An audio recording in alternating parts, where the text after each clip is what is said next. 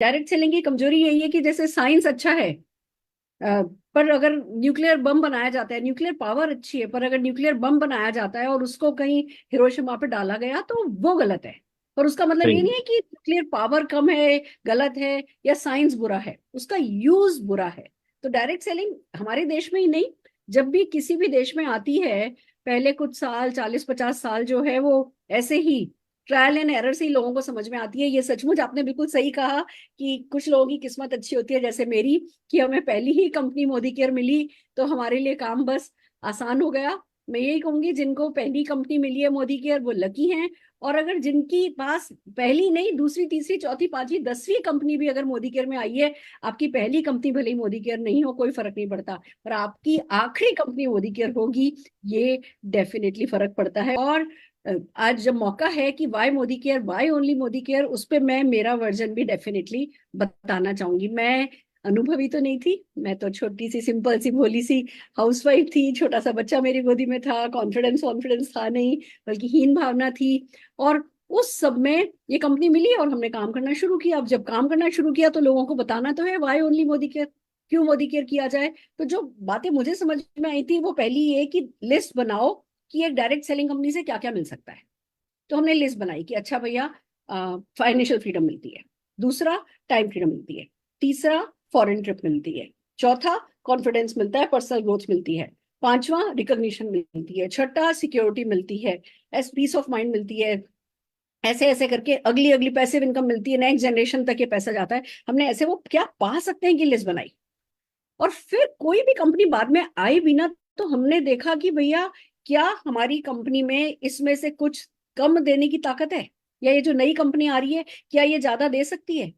Believe me, ये formula बहुत काम आया। तब ज्यादा समझ तो थी नहीं, ज्यादा हमें वैसे भी ना, मैं क्या करती हूँ, अब जैसे भी इंस्टा पे भी आजकल बहुत पोस्ट आती है, कोई नेटवर्कर है ना जो फेलियर है वो उठता है, बुराइयां करता है। मैं तो अगर कहीं पे फीड में मुझे कोई डायरेक्ट सेलिंग की बुराई का ब का भी इतना भी सुनाई देता है ना, मैं उसको बंद कर देती हूँ। तो इंस्टाग्राम को पता चल जाता है, सोशल मीडिया को पता चल जाता है कि मेरे को ऐसी किसी भी चीज में इंटरेस्ट नहीं है। क्या होता है, एक वीडियो भी हम पूरा देख लेना तो वो हमें वैसी वैसी वीडियो दिखाते हैं, जबरदस्ती हमारा दिमाग करप्ट करते हैं। तो शुरू से ही मैंने ये रखा कि कोई कुछ भी बोले, होगा अच्छा होगा बुरा होगा, अपने घर का होगा, मुझे तो ये पता है कि भैया मोदी है, मेरी पहली कंपनी है, मेरी आखिरी कंपनी है, कभी किसी को सुना ही नहीं।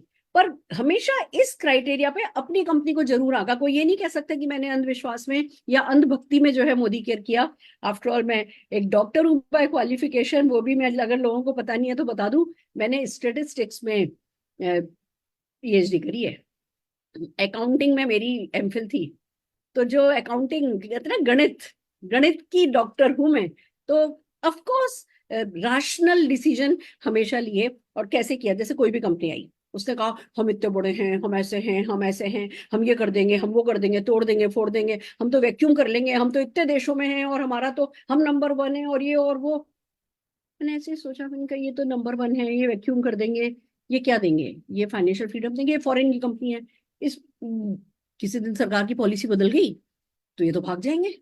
तो नहीं नहीं नहीं, एक डायरेक्ट सेलिंग का क्या फीचर है, आपकी अगली पीढ़ियों तक पैसा जाएगा। तो भैया हमारी अगली पीढ़ियों तक की क्या गारंटी, कौन सी सरकार आएगी, कौन सा नियम बनाएगी, मुझे तो ये कंपनी हरगिज नहीं करनी। कोई भी, किसी ने बोला वो फलानी कंपनी कॉस्मेटिक की कंपनी है, आपको तो अभी कोई चेक नहीं आता, मेरे को एक 1.5 लाख रुपए कमाने वाले उसके सज्जन मिले, हम तो इतना कमाते हैं, ऐसा है वैसा है, आपकी तो अभी शुरू हुई है, हम तो ये सेटल्ड है, वैसे वैसे सेटल्ड है। उनको मैंने देखा, अच्छा ये तो कॉस्मेटिक कंपनी है, इनके पास तो खाली कॉस्मेटिक्स हैं, स्किन केयर है, और हमारा मोदी केयर तो ना सुपर मार्केट अंडर कंस्ट्रक्शन है, यहाँ पे तो सब, ये सर ने प्रॉमिस किया है कि पिन से लेकर के प्लेन तक मिलेगा।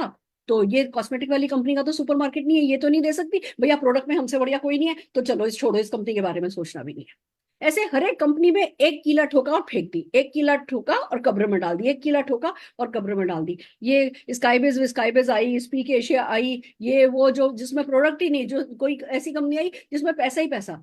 मैंने कहा डायरेक्ट सेलिंग का क्या मतलब होता है, डायरेक्ट सेलिंग का मतलब होता है सेलिंग, और इसमें तो कोई प्रोडक्ट ही नहीं है। और प्रोडक्ट ही नहीं है, मनी मनी मनी है, तो पक्का मनी लेके तो कभी भी ये भाग जाएंगे, और मनी है तो हमें लोगों से मनी लेना पड़ेगा, लोग कल को हमारी सिर पे बैठ जाएंगे। और डायरेक्ट सेलिंग में कहते हैं कि रिकॉग्निशन मिलती है, मान सम्मान मिलता है, तो ये तो उल्टा होने वाला है, इसमें तो सारा मान सम्मान खत्म होने वाला है, अपने शीशे में ही अपना ही मुंह नहीं देख पाएंगे, मारो गोली, इस कंपनी को भी खत्म करो। तो जब भी कोई कंपनी आती है, आप ये देखो कि मोदी केयर जो प्रोमिस करता है डायरेक्ट सेलिंग, मोदी के उसमें से कोई भी चीज का कम देगा? आज आप किसी कंपनी में ऐसा वैसा करके पैसा छोटा मोटा कमा भी लोगे कि अच्छा चलो कंपनी बंद हो उससे पहले मैं पैसा कमा लूं, बट जब कंपनी बंद हो जाएगी तो किसी को मुंह दिखा पाओगे? फिर अपना मोबाइल नंबर बंद करते नजर आओगे, अपना घर शिफ्ट करते नजर आओगे, जिन लोगों के साथ सेलिब्रेशन करना चाहते हो उन्हीं लोगों के साथ मुंह छुपाओगे? ये सब कुछ नहीं करना, भोले भाव से सब जीत जाना है ना, तो मोदी केयर में सब कुछ है। और इस भोले भाव से ये जो मोदी केयर में मिल सकता है उसको पकड़ के बैठी, और दूसरी तरफ बहुत वफादारी करी अपने सपनों के साथ। बहुत जरूरी है। हम क्या करते हैं, कंपनी के प्रति वफादार होना है। कंपनी के प्रति वफादार आप हो नहीं सकते जब तक आप अपने सपनों के साथ वफादार नहीं हो। अगर आप जो अपना ही नहीं हुआ वो किसी और का क्या होगा? तो बनिस्पत इसके कि बाहर कुछ गड़बड़ है और मैं कमा नहीं रहा हूं, इसका कारण बाहर है, उसकी बजाय मैं कमा नहीं रहा हूं क्योंकि मैं वफादार नहीं हूं अपने सपनों के प्रति। मैं यहां भी नहीं कमा रहा, मैं कहीं भी नहीं कमाऊंगा, और पलट के वापस पलट पलट के जीरो से फिर चल चल के आगे जाऊंगा। इससे बेहतर है एक बार जोड़ लगाओ, धक्का लगाओ, एक ठीक ठाक कंपनी में आ गए हो जिसका प्रोफाइल अच्छा है, जिसके प्रोडक्ट अच्छे हैं, जिसका प्लान अच्छा है, जिसकी फिलोसफी अच्छी है, जिसका सपोर्ट स्ट्रक्चर अच्छा है, जिसमें समीर मोदी जी जैसा कहते हैं ना एक मेंटोर, एक ड्रीमर हमारे लिए, जो हमारे लिए सपने देखता है वो बैठा है। ऐसे ऐसे अल्पेश गज्जर जी जैसे अच्छे लीडर हमारे पास हैं। बस और क्या चाहिए? अब तो जो चाहिए वो अंदर से चाहिए। अब तो वफादार होना है अपने सपनों के प्रति, वफादार होना है एक जिसको कहते हैं ना अपने ड्रीम व्हीकल के प्रति।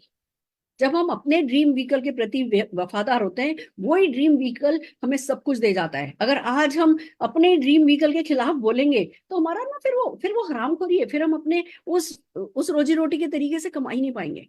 तो ये बस कुछ अपना दिमाग यहाँ से शांत कर लिया कि भैया मैं बेस्ट के साथ हूँ और जिंदगी भर बेस्ट के साथ रहूंगी। और भैया जैसे माँ बाप नहीं बदले जाते ना, ऐसी कंपनी में मैं नहीं बदलने वाली। अब मैं मोदी केयर में आ गई हूँ, ये मेरी आखिरी कंपनी को अपने आप से कहना है। और ये सच है, मोदी केयर सब कुछ दे सकता है, मेहनत तो हमें ही करनी है, हर जगह करनी है।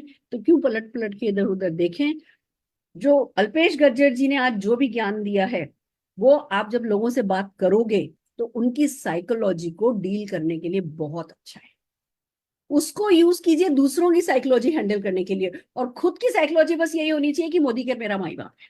माँ बाप बदले नहीं जाते हैं। बहुत ज्यादा रोज तर्क वितर्क करना नहीं है, बहुत ज्यादा कंफ्यूज अपने आप को, जिसको कहो ना आज ये आज वो। मेरे मेरे हस्बैंड ने बहुत किया ये पैरालिसिस ऑफ एनालिसिस हम करते थे, बट वन फाइन डे समझ में आया कि मोदी केयर को अपना बेबी बना लोगे तो मोदी केयर आपका गॉडफादर बन जाएगा। तो एक मार्केट खराब करने वाली कंपनियां हैं, तो फिर खराब मार्केट से हमें डरना नहीं है, क्योंकि अच्छे मार्केट वाली भी, अच्छी कंपनियों वाला मार्केट भी यही है। और इसी मार्केट में सक्सेसफुल होने वाले लोगों की भी कमी नहीं है। वही सक्सेसफुल पर्सन आप बनने वाले हो, फिर पैसा भी मिलेगा, फॉरेन ट्रिप भी मिलेगी, आपके बच्चों को भी मिलेगी, बच्चों के बच्चों को भी मिलेगी, उन बच्चों के बच्चों के बच्चों को भी मिलेगी। कोई सपना ऐसा नहीं है, कोई चीज ऐसी नहीं है जिसकी आपकी अगली 10 पीढ़ियों के पास कोई कमी होने वाली है। पर पहले आप नींव का पत्थर बनने को तो तैयार हो जाओ। आप तो पहली पीढ़ी हो, तो आपका नींव का पत्थर बनना बनता है, फिर उसके ऊपर एंटेलिया खड़ा करेंगे अपन सब अपना अपना। तो चलिए आज के लिए इतना ही काफी है।